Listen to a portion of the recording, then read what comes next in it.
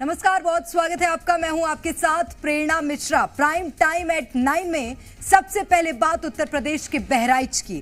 बहराइच हिंसा और राम गोपाल की हत्या की खबर पर हैरान और परेशान करने वाली अपडेट आई है। ऐसी डिटेल जो आपको दहला कर रख देगी।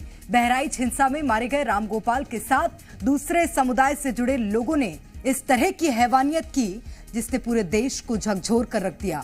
राम गोपाल की पोस्टमार्टम रिपोर्ट सामने आने के बाद सवाल उठने लगे हैं कि झंडों की लड़ाई में कोई इतना हैवान कैसे हो सकता है। कैसे कोई अपने पड़ोस में रहने वाले एक नौजवान पर इतना टॉर्चर कर सकता है। लेकिन ये सच है और ये पूरा खौफनाक सच सामने आने के बाद आरोपियों पर सख्त से सख्त एक्शन की मांग तेज हो गई है।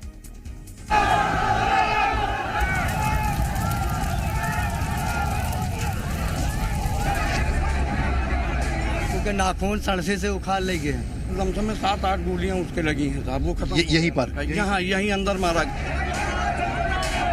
कुल्हाड़ी। उसके बाद चार मुर्दा कारतूस भी मिली है। तारीख 13 अक्टूबर, वक्त शाम करीब 6 बजे, जगह उत्तर प्रदेश के बहराइच का महाराजगंज इलाका।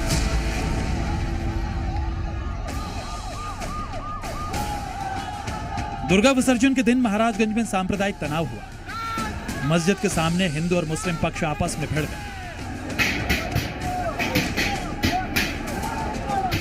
मकानों से पत्थर और कांच की बोतलों से हमला किया गया। पुलिस ने लाठीचार्ज किया और बवाल को टालने की कोशिश की और करीब 1 घंटे तक चले बवाल के बाद लगा सब कुछ शांत हो गया।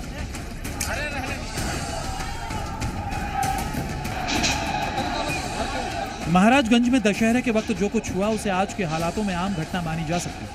हिंदुओं के त्योहारों को निशाना बनाना और घरों से पत्थर बरसाना उत्सव के माहौल को बिगाड़ने की मॉडस ऑपरेंडी बन चुकी है।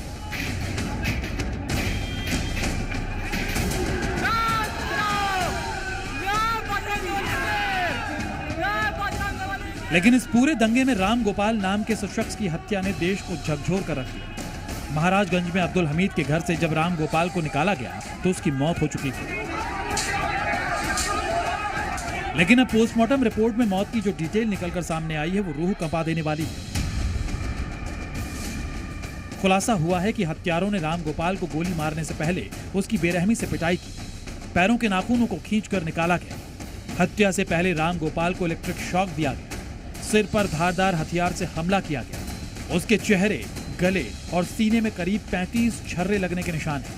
और आखिर में जब इतने से भी मन नहीं भरा तो राम गोपाल के सीने में लाइसेंसी बंदूक से गोली उतार दी गई। उनकी मौत 25-30 छर्रों के लगने से अत्यधिक रक्तस्राव के कारण हुई। बाएं आंख के ऊपर एक ब्लंट इंजरी से लेसरेटेड वुंड हुआ है और पैर में अंगूठों के पास बर्न इंजरी है। इसके अलावा और कुछ नहीं। क्या माना जाए कि इसकी मौत कैसे हुई? शॉक एंड हेमरेज से हुई है। दुर्गा विसर्जन में डीजे बजाने पर शुरू हुआ विवाद इस तरह की बर्बरता में बदल जाएगी ये किसी ने सोचा तक नहीं था। हरे और भगवे रंग के झंडे की लड़ाई ने खूनी रंग ले लिया और एक नौजवान को तड़पा तड़पा कर मार दिया गया। परिवार जो है वो शुरू से आरोप लगा रहा था। वो कह रहा था कि जब हम उनकी बॉडी को लेकर बाहर आए थे तो हमने उसमें देखा था कि कैसे उनके पैरों के नाखूनों को उखाड़ा गया था, कैसे उनको करंट दिया गया था। आप समझ सकते हैं कि कितनी तकलीफ से वो गुजरे होंगे जब उनको इस तरीके से कम 20 मिनट तक इस तरीके से टॉर्चर किया गया था। 5-6 लोग तो कम से कम रहे होंगे क्योंकि उन लोगों ने जैसे उनको मारा गया है एक गोली भी नहीं मारी गई है। 22 गोलियां लगी हैं। छर्रे तो बहुत लगे थे, गोलियां तो 22 चली हैं। गोली बहुत सारी लगी थी। अब बाकी और आगे हम कुछ नहीं बता सकते हैं। बस मेरा कहना यह है कि उनको भी गोली मारी जाए, उनका घर गिराया जाए, बस इतना ही। राम गोपाल को अब्दुल हमीद के घर के अंदर खींचा गया। राम गोपाल की बर्बरता से हत्या कर दी गई और अब राम गोपाल के परिवार को एनकाउंटर और बुलडोजर एक्शन से कम कुछ भी मंजूर नहीं। आरोपियों को पकड़ा जाए और उनको सजा जो हो सकती है कड़ी से कड़ी सजा दी जाए और उनको मकान उनका गिराया जाए। हम कार्रवाई यही चाहते हैं कि बुलडोजर ज़्यादा दिन हो गया चला नहीं है, इसी के चक्कर में ये हुआ है। बुलडोजर चलना चाहिए बुलडोजर चलना ही चाहिए हर हाल में। चलना चाहिए, अभी का अभी चलना चाहिए। यही मांग है हमारा सबका कि बुलडोजर चलना चाहिए यहाँ पे घर पे।